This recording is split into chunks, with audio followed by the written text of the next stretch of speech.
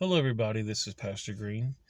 Just wanted to make a quick video. I haven't made one for about a week. I've been pretty sick lately, but all over the news they've been talking about this new coronavirus, this COVID-19, and how this is big pandemic and how it's doing all these different things. And I'm not a doctor. I really can't speak much about any of those things. But if you look at the statistics of that against the influenza, SARS, MERS, Ebola, it's not really as bad as the media is trying to put it out to be. Now, if you're over the age of 50, the chances of fatality definitely go up. Under 50, it's pretty. I think 40 is like 1%, and under 40 is like 0.2% or something like that. But it's still, something you got to watch out for. People that have lung problems or respiratory problems need to definitely watch out for that kind of stuff. And if you watch the news, they're making this huge big deal about it. And I just went to the store yesterday, and there was no toilet paper to be found, no hand soap, no bottled water, and people are treating this like it's some kind of a, end of the world crisis type of thing. And it got me thinking about things, And if you watch my videos, I talk about end times. I think it's in Luke 21. It says something about when you see these things, set your eyes upon heaven because the end is it's nigh, it's coming up. And again, I'm not a doctor, so I don't really want to talk much about COVID-19. But if you look at what it's done to people, almost the whole entire world's economy has been just messed up. Not really, I wouldn't say decimated, but it's been really messed up. All around the world, their economy's collapsing. People are in panic mode. Stock markets are crashing. And if you talk to me about 20 years ago, I would say there's no way in the world that we could have a one world government or a cashless society or a one world religion. But think about this for a second. And I'm only talking about America. I'm sure other places as well, but I live in America. But both my son's schools have said no school for the next 3 weeks.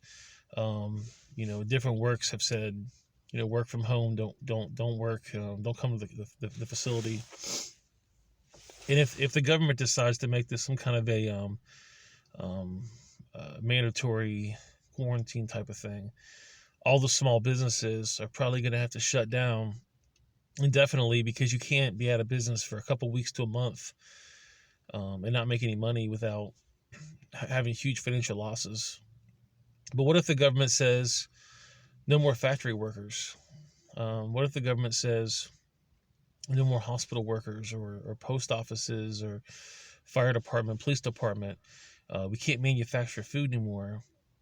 And it gets to the point where if you want to go to the hospital, you got to go to a government run facility, and they get to decide if you're sick enough or injured enough to treat you.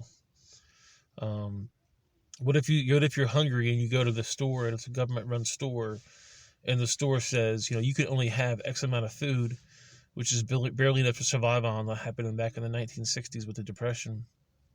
What happens if the government says you can't leave your house, and if you want to work, you can only work for what makes the government better?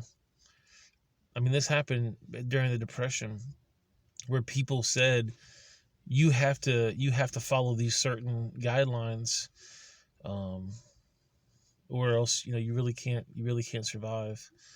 Um, it seems like the whole entire world is having an issue with this COVID-19. They're having an issue with different things, and places are closing down, and it's almost like a precursor to the end of times, where you have basically no currency because people aren't working. They've got to do something to make money. Maybe they're buying stuff on Amazon or eBay or Wish or some of these online stores, because the actual stores itself don't have products. So you have to use your online purchases. Well, you can't use cash for that. You have to use your credit card. And what if all the governments get together and say we need to find a cure for this COVID-19? and they all work together to say, okay, we are now the government. We're now the one world organization that's gonna solve this problem. And I just read yesterday that Israel is actually thinks they have a cure for COVID-19. What if they have this cure, and the Middle Eastern people said, we want that cure, and in order to get that cure, we're willing to give you a piece of the on the Dome of the Rock to build your temple if you give us that cure. Well, that's going to start the new temple. These are just what if things. I wouldn't call myself a conspiracy theorist, but I work basically on common sense stuff. And if you look at the media hysteria, the whole entire world has went crazy. I mean, when swine flu hit, this is America here. When swine flu hit, Obama didn't make it a state of emergency until over 1,000 people died. Well, when COVID-19 hit, Trump said it's a state of emergency before even one single person had died. And I don't remember having this type of an economic problem when swine flu hit, and swine flu hurt more people so far than the coronavirus has. So I don't know.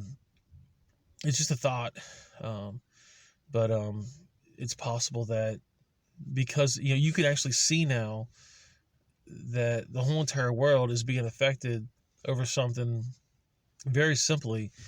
What if something major happens? I mean, what if there's something even worse than this that happens? The Bible talks about in the end times there's going to be financial problems. There's going to be pestilence. There's going to be famines. There's basically sicknesses and famines. It's going to cost a lot of money to buy food. If people stop working, they can't make money, and if they can't make money, they can't buy food. If the government shuts down buildings, you can't produce food. You can't produce things like toilet paper and hand sanitizer. You can't produce those things. So it's just a thought. I thought I'd bring that up to you guys. If you have any questions, you can comment down below, or you can email me. And I guess I'll see you guys next time. Have a great day.